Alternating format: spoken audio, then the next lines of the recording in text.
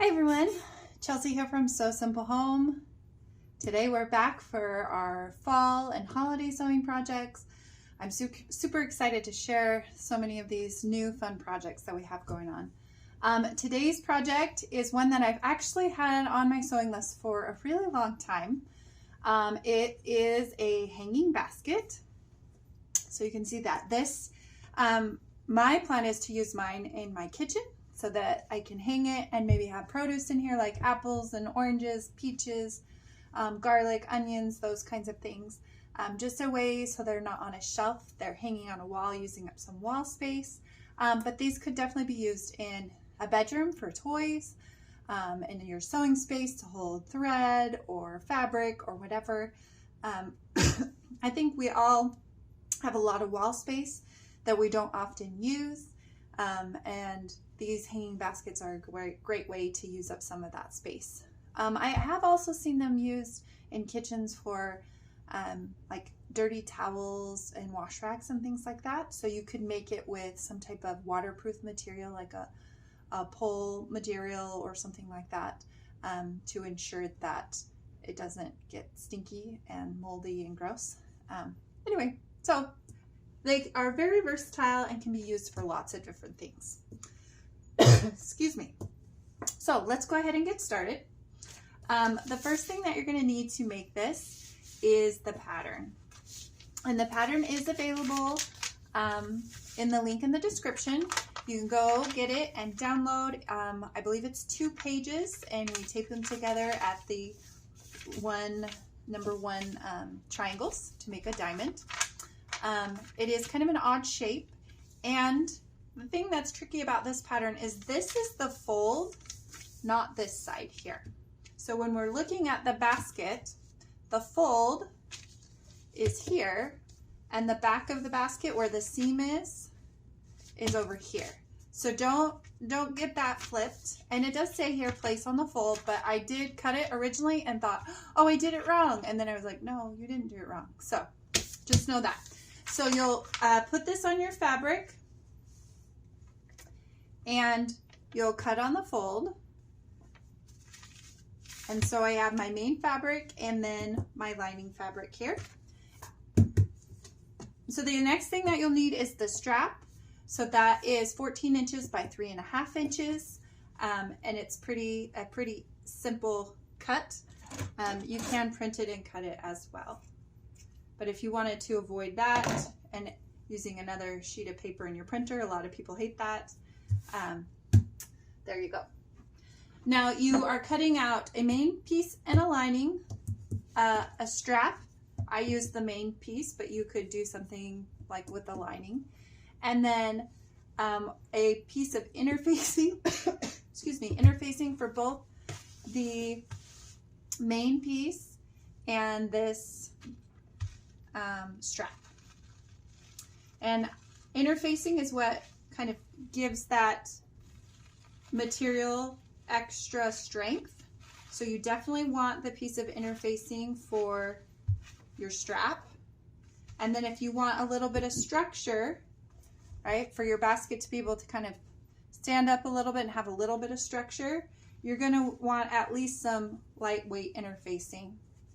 You could definitely use a heavier weight interfacing if you want your project to be a little bit heavier. Okay, so I'm just pressing this interfacing to the wrong side of my fabric. And typically I will press my interfacing on my fabric side and go from the center out, so I don't end up having these weird pulling spots. If you wanted to, if you only had a lightweight interfacing and you wanted to have it be a little bit stronger, have a little bit more strength, you could cut 2 pieces of interfacing and do one on the main piece and one on the lining as well. So you have lots of options here. But I really love how quick and easy this project is. So it's very useful and simple.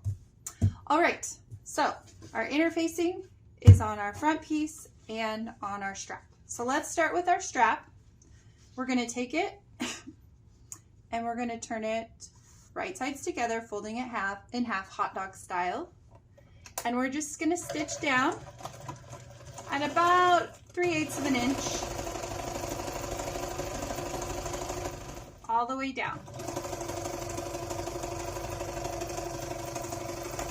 Make sure you back stitch at the beginning and the end.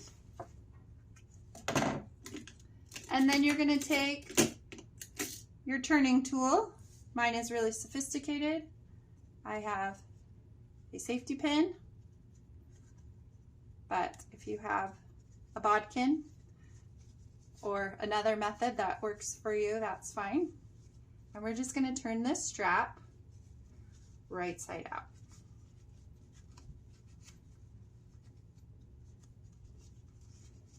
And it is a little bit harder to do sometimes when you put interfacing on, just because the interfacing adds that structure, and for whatever reason, getting it started sometimes can be a trick.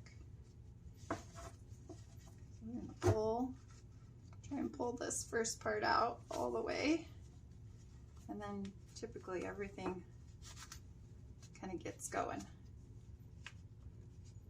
Now, if you didn't want to do the strap, you could leave the strap off. If you were going to use this for like a tabletop, right? If you're going to use it on your sewing table or on a dresser or something like that. So it's turned right side out, and now we're going to press it. I'm just going to press the seam first, and then I'm going to move the seam to the outside, just so it's not rolling. But if you want to leave the seam in the middle, you can do that too. Sometimes I like the look of the seam down the center. All right, our strap is all ready for us. It's a good little strap. Okay. Now we're going to stitch our 2 basket pieces. So first thing we're going to do is fold it in half, and we're going to stitch down this long side. Again, we're going to stitch about 3/8 of an inch. Got a little bit of room. And I'm going to chain stitch, so I'm going to go ahead and do my other piece at the same time. Save a little bit of thread.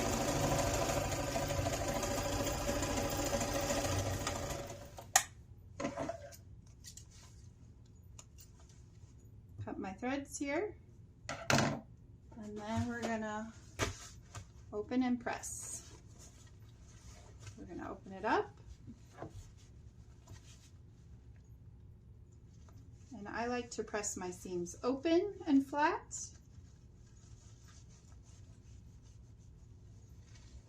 But you can press them to one side or the other if that's what you prefer. Let's open this guy up here.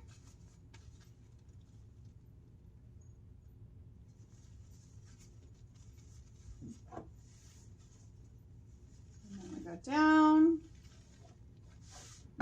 Okay. One piece. 2 piece. Okay, so now we have this side seam done. Now we're going to do the bottom seam right here. We're going to close that off. And forward and back, across. Same thing over here. Forward and back, across. Cut those threads. Press those seams.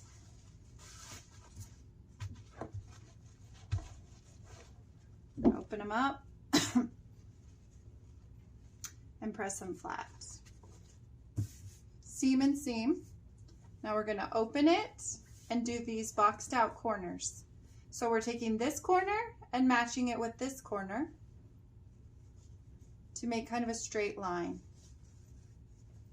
See how that works? We're just going to put it under our machine, at 1/4 of an inch, go forward and backwards, all the way across to the other side. Super simple. Okay, same thing with this side, matching this seam with this seam. So we're opening it, matching our 2 seams, and stitching across at 1/4 of an inch.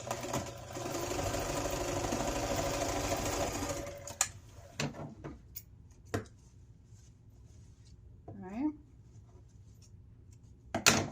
So that's kind of how the bottom looks. It's already starting to kind of box up on the bottom there, but no interfacing on that one, so it's not going to stand on its own. Okay, again, on the main fabric here, we are matching the seam to the opposite seam, open and flat. So this is very similar to our boxy pouch or box bag, if you will, that we have on the blog. A similar type deal where you box out those corners so that it'll stand up on its own.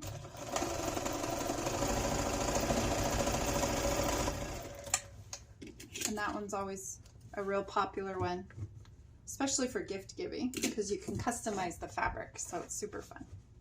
All right, so here's the main fabric. Look, it's standing up on its own already, and our lining. Okay,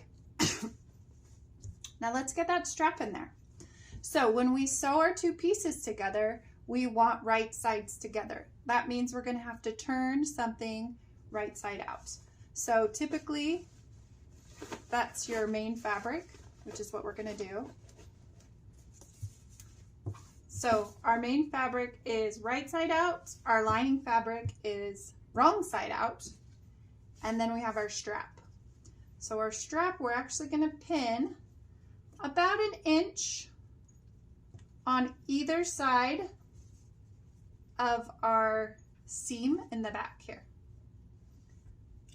About 1 inch over from that seam. Okay, that will be what our strap is. We're going to tuck it inside, and we're going to take our main fabric and tuck it inside as well. Excuse me. Then we're going to match our seams, our 2 back seams here. And we're going to put a pin. And then we're going to come around and put another pin. Come on the other side, match things, and add a pin. Come towards the front.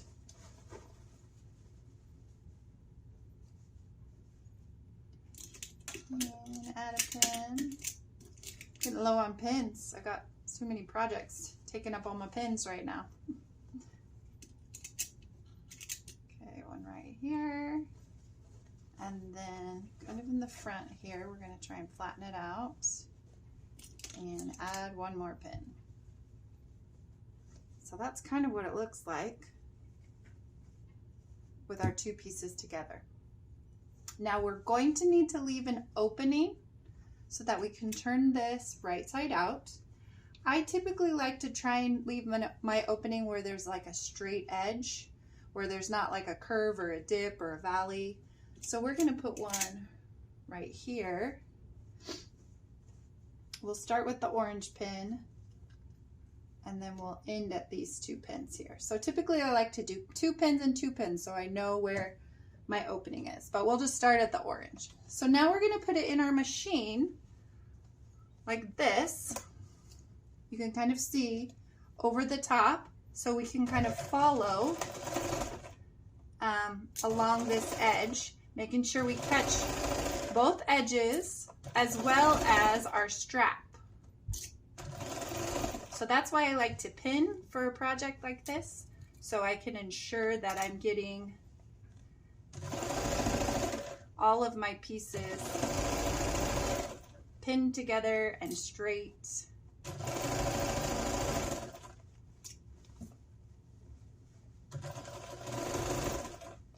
Making sure everybody's lining up. Kind of moving my material as I go. And then stopping right there. Here we go. So everything is sewn together, and then we have this opening right here. And I'm going to go ahead and cut these so they're shorter, so they're out of my way. Now we get to turn it right side out, which is always the best part because you're getting so close to the end. So we'll start by pulling out the main piece here, and then we'll start flipping that lining. So it looks a little wonky because this is our lining. So we're going to flip the lining inside, punch those corners a little, and it's starting to look like a bag, isn't it? Now the best thing you can do when you turn something like this that has seams is press them. So I got my ham here, and we'll just kind of move him around and press. Now you can do this on your ironing board as well, but you're going to pull those seams out so they're not puckered, and press them flat, as flat as you can get them. That's kind of what it's looking like. And now we have this opening here that we need to close. So we're going to go ahead and top stitch all the way around. So we're just going to put it back into our machine. Start here at the top, in the back, and just stitch all the way around. That will not only close this opening, but it will add a little bit of strength to the bag, making it just a little bit stronger all the way around. Clip by threads. Even this guy here. And there we go.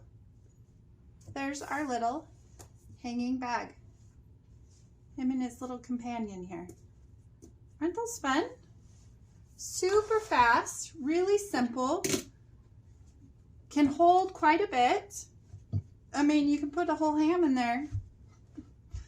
But really, you know, let's say here's some embroidery floss. You could fill that up with a lot of embroidery floss.